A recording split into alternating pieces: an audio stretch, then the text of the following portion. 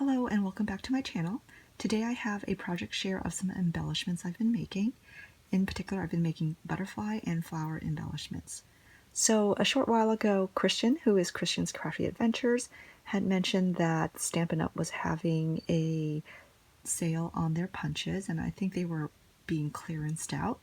So I hopped on the Stampin'Up website and picked up this butterfly punch and this flower punch.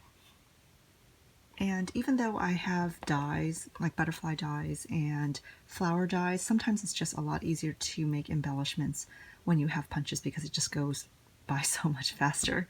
So for my butterfly embellishments, I was inspired by a couple of ladies. Anna, who is Ephemeris 32, had gifted me some butterfly embellishments quite some time ago in a swap that we did. And in hers, you know, she sews them down the center, and she uses multiple types of papers like this iridescent cardstock in addition to this pattern cardstock, and here she uses like vellum and pattern cardstock. So having that as inspiration, as well as other butterflies that were gifted to me by Alicia, who's Love Letter Generation.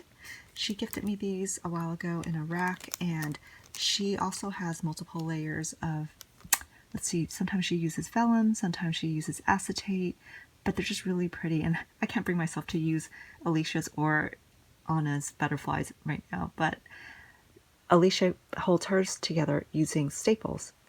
So having that as inspiration, I decided to make my own.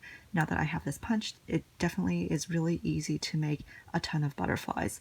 So in the ones that I made, I thought I would have problems sewing the small butterflies on top of the larger butterfly, but it actually wasn't that bad. You kind of just have to hold them together carefully, put the foot of your sewing machine down, and then sew. And then I also did back stitching to make sure that these didn't fall apart.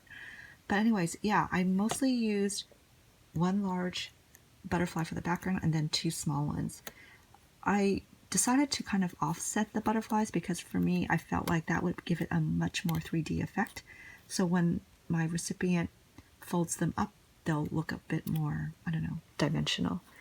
And the other thing I added were these diamond dots. I've picked up a few of these bottles of diamond dots at Joann's when they've had their sales, and I really love these iridescent ones. I guess they're kind of considered Aurora Borealis type. And then there's just these plain type here.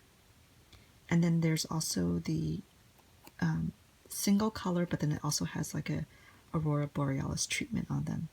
So I think the gold, this one, and the line of dots that has this Aurora Borealis are my favorite type of diamond dots. But yeah, I added them just to give them a little bit more dimension and interest. And on the little ones, so on these ones I added 3 on either side, and on the small ones I added 4, so 1 on each part of the wing. And I really like how they turned out. I like that, yeah, again, that offsetting these small butterflies gives it more dimensions. So yeah, this one I put on acetate to give to my recipient. And the other way I'm going to gift them is also in a little box with some shred. And I think it just looks really pretty, kind of just thrown in here. So just a close-up. This one I did not, I think this is one of the first ones I made where I did not offset them, and I thought, why hide the one on the bottom? So that's when I started to offset them, and so you can see all the patterns of the papers.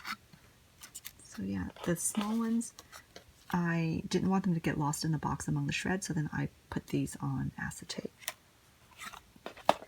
So that's the butterflies, and many people have been inspired by Lori, who is Creating for Fun here on Instagram and YouTube. And she taught everyone how to make her flowers, which Lori, when she makes hers, she uses like, I don't know, at least 10 layers of petals. And here I got actually tired of punching, so I did not do 10 layers of flowers. I did, I think maybe like 6 or so. But I found that the flower centers were the parts that I think give the most interest to your flower. So if you have different types of smaller flower dies, definitely use them. And using metallics, I think, really helps your center flower to stand out. So I had this little flower punch, that one that's punched in the gold cardstock. That one and this other one is from a Martha Stewart punch. So having just multiple sizes really gives dimension to your flowers.